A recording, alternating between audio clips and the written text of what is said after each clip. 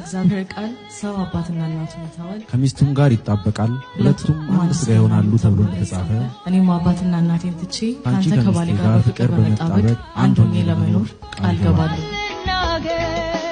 ቤተክርስቲያን የክርስቶስ አካል እንደሆነች ባልም የሚስት ራስ ነውና እንደገዛ አካሌ አድርጌ ለወድሽና ልንከባከብሽ በነገር ሁሉ ልገዛልህና ላከብርህ ቃል ገባለሁ።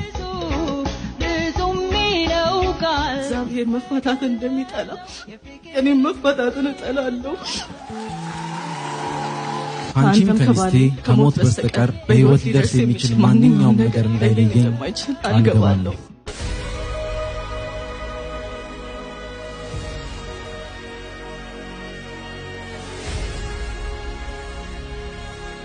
ዮርዳኖስ ሽመልስ ወይም ናንሲ በማህበራዊ ሚዲያ ላይ በብዙዎች ዘንድ የምትታወቅ ተወዳጅ ወጣት ናት።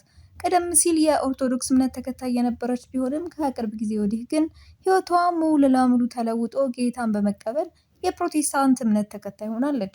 አሁን ላይ በማህበራዊ ሚዲያ ገጾቿ ላይ የምታጋራቸው መንፈሳዊ መዝሙሮችና መልእክቶች የብዙዎች ልብ እየነኩ ይገኛል። ናንሲ ቀደም ሲል በሕይወቷ ውስጥ ያልጠበቀችው ትልቅ ፈተና እንደደረሰባትና ያለ ጋብቻ ልጅ መውለድን ጨምሮ ከባድ የሕይወት ውጣ ውረዶችን እንዳሳለፈች በግልጽ ትመሰክራለች። አሁን ግን በክርስቶስ አዲስ ፍጥረት ሆኛለሁ በማለት በሰላም እንደምትኖር ትናገራለች። እናም አሁን ናንሲ ወደ አዲስና አስደሳች የሕይወት ምዕራፍ ተሸጋግራለች። እግዚአብሔርን ከሚወድና ከሚያከብር ወንድ ጋር ለትዳር ተጣምሬያለሁም ትላለች። እግዚአብሔር መፋታትን እንደሚጠላ እኔም መፋታትን እጠላለሁ።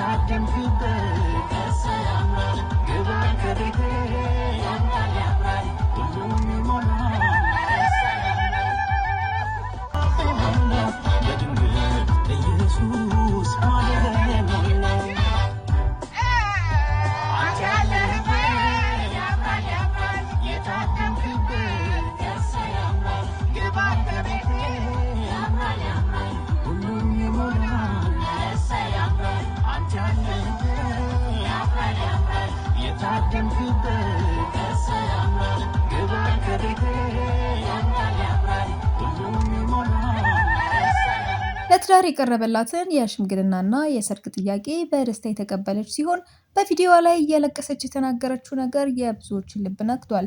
ናንሲ ስትናገር እግዚአብሔር ሰውን ሲወድ የጣት ቀለበት ብቻ ሳይሆን ሕይወቱን የሚያዘጋጅለት የሚቀይረውና ወደ ክርስቶስ ይበልጥ የሚያቀርበውን አጋር ይሰጠዋል ብላለች።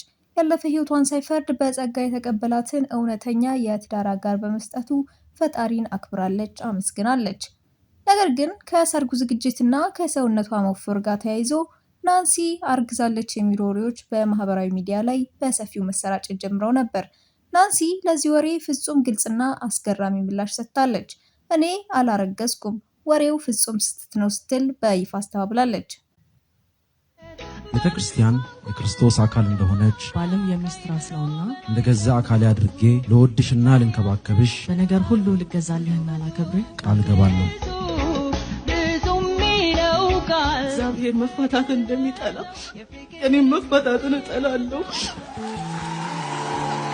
አንቺም ከሚስቴ ከሞት በስተቀር በሕይወት ሊደርስ የሚችል ማንኛውም ነገር እንዳይለየኝ ቃል ገባለሁ።